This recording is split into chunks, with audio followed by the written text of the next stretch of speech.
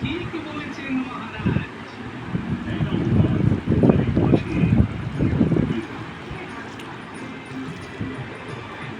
ধন্যবাদ মহারাজ, এইবার আমি চলি।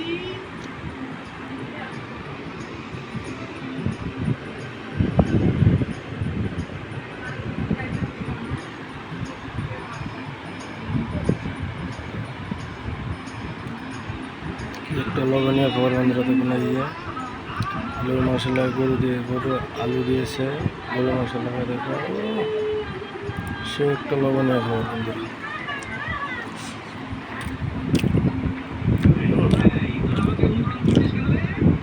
সেই টেস্ট বন্ধুরা, সে একটা লবণীয় খাবার হয়েছে।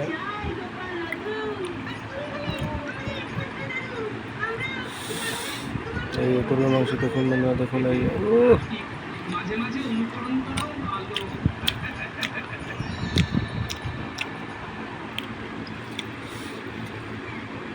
বাহ বাহ দিদি বাহ, তুমি কি সুন্দর